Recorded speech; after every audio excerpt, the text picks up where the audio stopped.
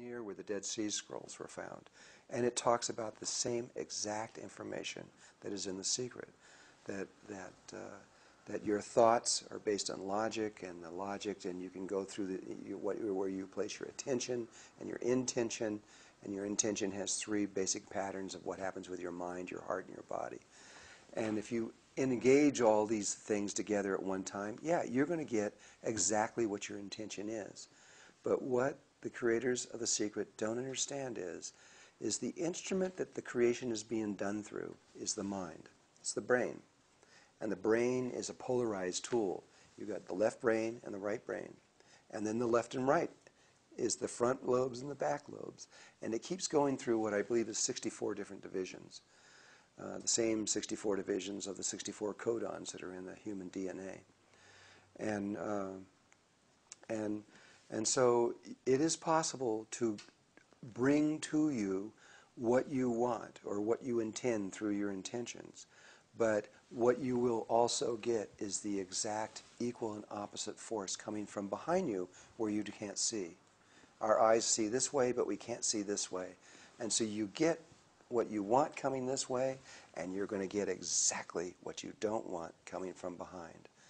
And so, and there's now a man named Dr. James Hart out of California, one of the brain experts in the world. He's considered one of the two greatest brain experts on the planet ever to live. And he agrees with me that they've found scientifically that you can go in using the brain and you can create anything, but you always get this other thing, the opposite thing also. So what's going on in the world is you've got 6.5 billion people in the world, and most of them want peace. I mean, you know, they're praying together, these huge circles of people praying for world peace. But they're never going to get world peace as long as they pray from the brain. They're going to get a world that's half peace and half war. And it's just going to keep generating that half peace, half war until they learn to create in a different way.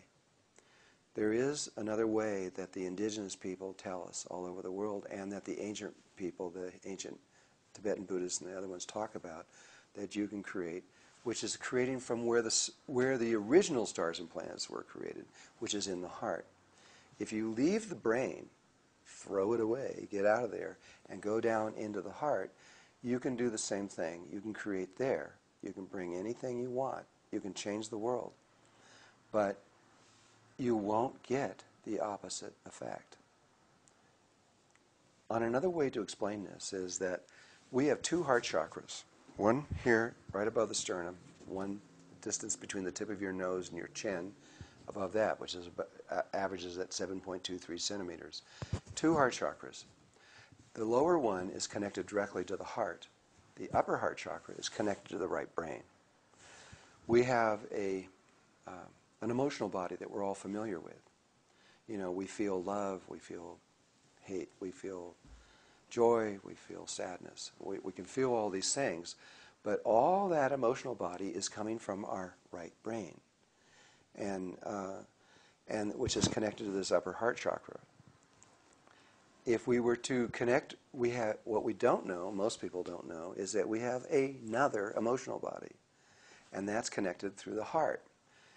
But that emotional body has no polarity to it.